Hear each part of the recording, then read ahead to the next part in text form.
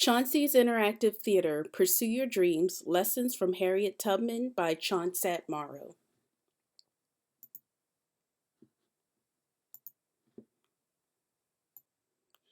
Chauncey's Interactive Theater, Pursue Your Dreams, Lessons from Harriet Tubman by Chauncey Morrow. Chauncey's Interactive Theater, Feasibility Analysis, The Industry. The Industry. I'm following a motivational speaker business model. The motivational speaking industry is economically healthy, but it is also very saturated. It is expanding very rapidly with the addition of speaking platforms for various industries, including schools, corporations, and nonprofits. It is categorized by a large number of competitors instead of a few entrenched companies, and there are many individual speakers, each with their own businesses. It is able to withstand downturns in economic cycles, and it does have positive forecasts for significant growth in the immediate future. My MVP is a one-person motivational show that is designed to be interactive and engaging. According to prnewswire.com, the motivational speaking industry is a $9.6 billion industry. This includes after speaking engagements, things like add-ons like books and CDs, DVDs. So all of these are included in speaking events.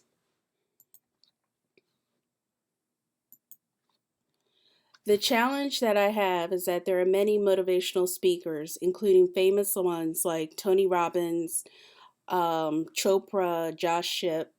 It can be hard to be heard above the noise, so there are a lot of competitors and some who are extremely famous.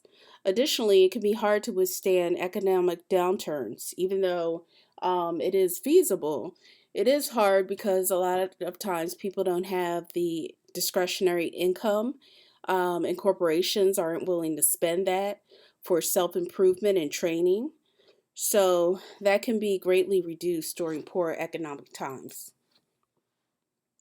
Adding the entertainment element to my motivational speech is one way to set me apart from the rest of the pack. As of now, I haven't discovered anyone who is blending both acting and motivational speaking the same way that I'm intending to. What is a challenge can be an asset, so sometimes people look for more assistance during poor economic times.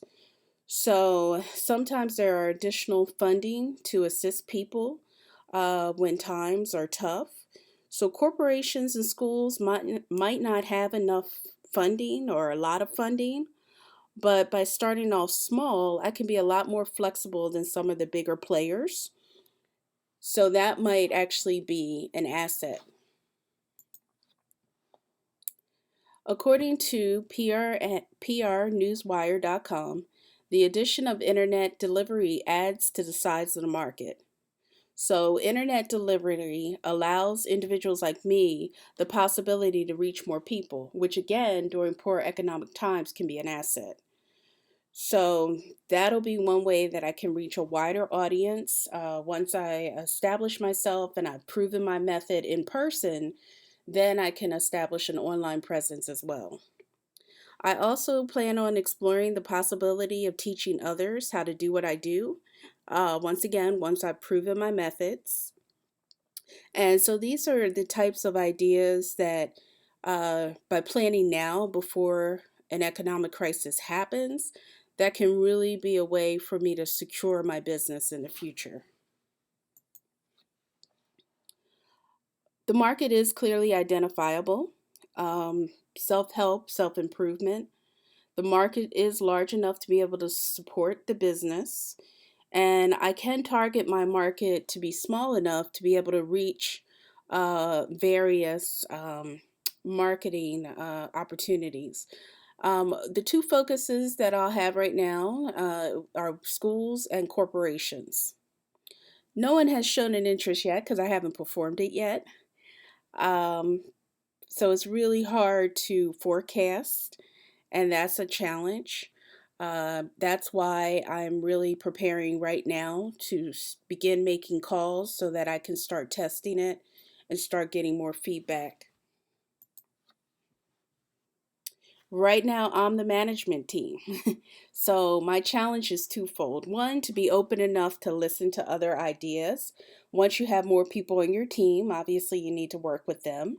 The full sale program is making it easier for me to be more open and less guarded, which is why I've decided to embark on this. And then also, too, it'll be easier to find the right people to be a part of my business and to help promote it once I start performing it, which will be very shortly. So I just know from the past that once you start performing, a lot of opportunities open up. And I'm hoping that that happens with me, and I'll be meeting new people and networking, which will help me decide who should be on my team. Finance and the startup costs. Yes, I can finance the startup because I'm starting so small. My larger concept would take a lot more funding, but because it's just me, I'm able to fund that through the website I can afford. I'm already paying a cell phone bill. I can make the calls. I'm a salesperson. So, yes, I can fund this in the beginning. Um, there exist funding sources for angel investors and venture capitalists.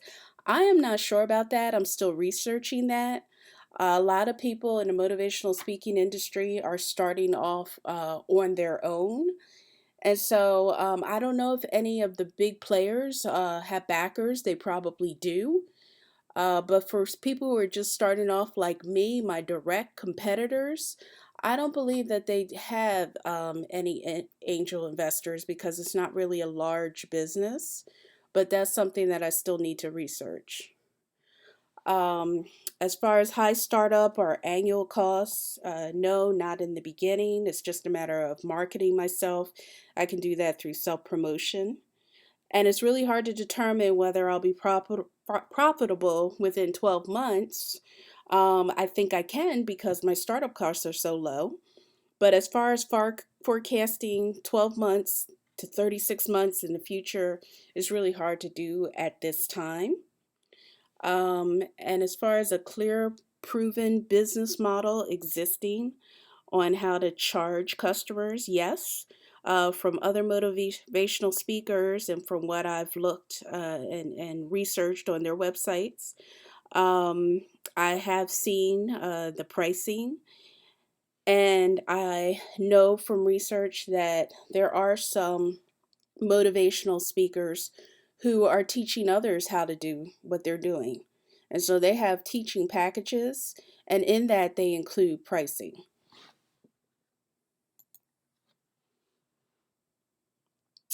My market is clearly identifiable because I've chosen schools and small businesses, and I will tailor my show for elementary and high school kids. So I'll have a slightly different variation on each show. Small businesses with no more than 100 employees. This is based on a couple of companies that I've worked for that have wanted to bring in outside people to kind of do a quick motivational speech or something during a staff meeting. So those are the type of people that I'm going to be looking for, um, and to perhaps perform my show for both inside and outside sales teams. Once again, the show will vary slightly to adjust to the different challenges that an inside team has as opposed to an outside team. And I am going to begin making calls this week. I don't know if I'll get paid for it, but right now I just need to start performing. So I'm going to be making calls this week to try to schedule some shows and get some feedback. So right now the challenge is to forecast without existing sales channels. And competition does exist. No one is fusing entertainment with motivation the same way I'm intending to. And this affects it being clearly identifiable. Um, as far as it's not it being dominated by major companies, it's not. Once again, there are some big players that do have some big pockets. They can come after me, but my idea is to establish a presence, to gain success, to add and grow as competitors behind me start to try to impede on my design. And my idea is to move on to the next element of my ultimate plan for my theater by the time what I'm doing becomes very saturated. And my management team, I have not identified or secured any others at this time. But I am looking to do that once I prove my show a little bit more. And I will be the one who's making sales, and I'll be one person show in many different ways until I start to really build my brand.